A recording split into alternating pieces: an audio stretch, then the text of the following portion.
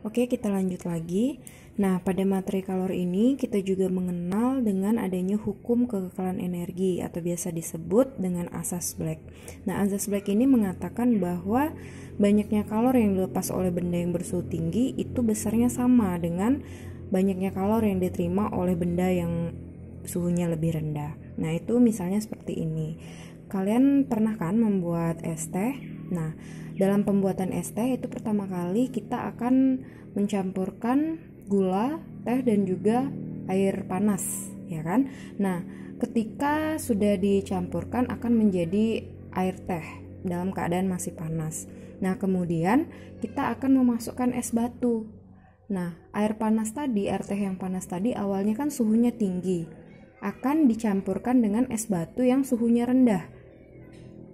Nah, air teh yang panas tadi itu lama-kelamaan ketika dia sudah dicampurkan dengan es batu, dia lama-kelamaan suhunya akan turun semakin rendah, dan es batu tadi yang awalnya suhunya rendah itu dia akan naik sehingga mereka mencapai satu posisi yang sama. Akhirnya air teh yang panas tadi dengan es batu tadi mereka akan bercampur menjadi satu dan akhirnya terbentuklah suhu yang baru, yaitu es teh dengan suhu yang berapa, misalnya seperti itu. Nah, asas Black ini juga sering dilihat dari persamaan Q lepas sama dengan Q terima. Itu artinya Q itu kan kalor. Nah, kalor yang dilepas itu sama dengan kalor yang diterima. Lalu pertanyaannya, siapa yang melepas kalor dan siapa yang menerima kalor?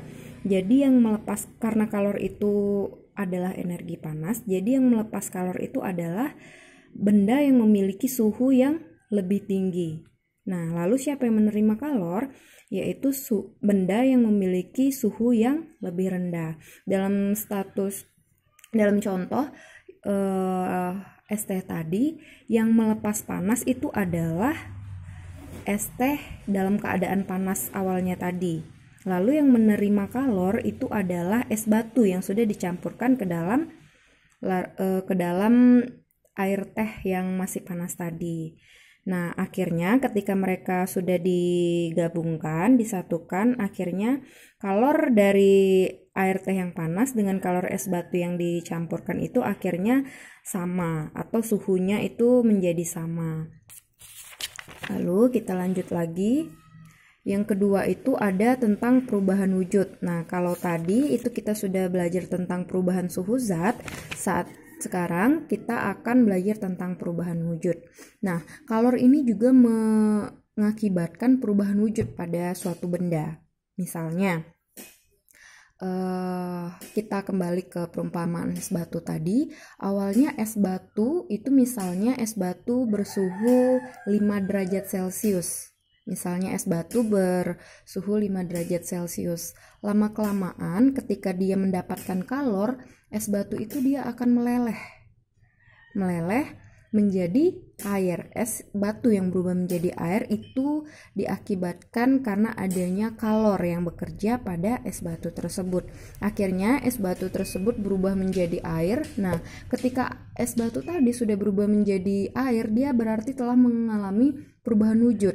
Nah, pada saat itu juga ketika es batu sudah berubah menjadi air, otomatis suhu dari benda tersebut dia akan semakin naik atau meningkat. Misalnya tadi suhu es batu ada 5 derajat Celcius, maka ketika dia sudah menjadi air bisa saja suhunya berubah menjadi 20 derajat Celcius. Nah, seperti itu. Jadi, perubahan wujud pada kalor ini dinyatakan melalui persamaan Q sama dengan M dikali L, di mana Q itu adalah energi kalor, M-nya itu adalah massa, dan L itu adalah kalor lebur. Nah, kalor lebur ini adalah kalor yang dibutuhkan benda untuk berubah wujud. Misalnya tadi dari es batu menjadi air, berarti kalor yang bekerja untuk merubah es batu menjadi air tersebut itu namanya kalor lebur. Oke, kita masuk yang selanjutnya itu tentang pemuaian. Pemuaian ini ada 3, yaitu pemuaian zat padat, cair, dan juga gas. Nah, kita tidak perlu membahas terlalu panjang dan rinci di rumus-rumusnya ini. Yang paling penting adalah kalian sudah mengerti dulu konsepnya. Nah, pertama Ibu mau menjelaskan dulu tentang pemuaian itu sebenarnya apa sih gitu ya. Pemuaian ini adalah bertambahnya ukuran suatu benda dikarenakan adanya energi panas atau yang biasa kita sebut dengan kalor. Nah, contohnya seperti ini. Misalnya ya, pertama kita masuk dulu kepada pemuaian zat padat. Nah, pemuaian zat padat itu ada pemuaian panjang, luas, dan juga volume. Misalnya nih ya, Ibu gambarkan misalnya ada kayu. Ini kayu ya. Nah, ini adalah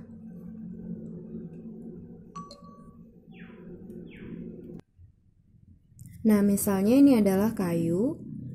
Panjang dan lebar dari kayu ini itu kita sebut juga nanti termasuk ke dalam pemuaian panjang.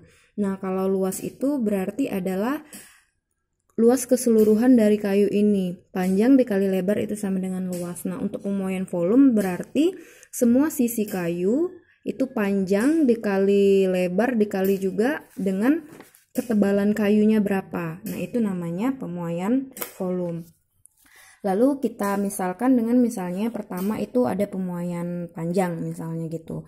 Nah, kalian kan sering lihat ya kaca di rumah kalian. Kalau kalian sering perhatikan, kaca di rumah kalian itu tidak dibuat sangat pas sekali dengan bingkainya. Jadi dia pasti masih mempunyai ruang, mempunyai celah dengan bingkai kaca tersebut. Nah, nanti kalian di rumah coba kalian perhatikan. Kalian agak goyang-goyang sedikit kaca kalian, entah itu kaca untuk bercermin atau kaca jendela, terserah kalian, itu dia pasti memiliki ruang lagi gitu. Pasti akan memiliki spasi atau celah antara si kaca dan juga bingkainya. Nah, kenapa? Karena untuk menghindari keretakan pada kaca. Jadi kalau pada siang hari itu kan matahari terik ya, berarti suhu di ruangan itu akan meningkat. Nah, jadi kalau suhu ruangan meningkat itu berarti kalor yang bekerja itu dia besar ya. Nah, ada kalor yang bekerja. Nah, kalor itu akan menyebabkan pemuaian. Pemuaian tadi adalah bertambahnya ukuran suatu zat atau benda. Nah, bendanya tadi misalnya si kaca. Kaca kalau di siang hari itu dia akan kena panas karena adanya sinar matahari. Akhirnya dia memuai. Nah, panjang kaca itu baik itu panjangnya ataupun lebarnya dia itu akan bertambah. Walaupun pertambahannya itu tidak dapat kita lihat secara kasat mata, maksudnya perubahannya itu bukan yang sangat besar, tapi itu akan mempengaruhi kaca ini retak apa enggak. Kalau si kaca ini benar-benar lekat sama bingkainya, otomatis si kaca pasti akan langsung retak. Tapi itulah gunanya dibuat space atau dibuat celah antara si kaca dan si bingkai itu tidak melekat, supaya ketika adanya pemuaian atau bertambahnya ukuran kaca tadi si kaca tidak retak. Nah, selanjutnya ada juga pemuaian gas dan juga pemuaian zat cair. Nah, itu bisa kalian baca saja di catatan yang telah kalian catat. Terus di sini juga ada yang namanya perpindahan kalor. Nah, perpindahan kalor itu ada 3 jenis, yaitu konduksi, konveksi, dan juga radiasi. Nah, pertama kita bahas dulu tentang konduksi. Nah, konduksi itu apa? Konduksi itu merupakan perpindahan kalor pada suatu zat tanpa disertai perpindahan molekul-molekulnya. Nah, jadi begini. Nah, pada suatu zat itu dia pasti memiliki molekul-molekul. Misalnya contohnya saja itu besi. Nah, besi itu memiliki molekul-molekul di dalamnya.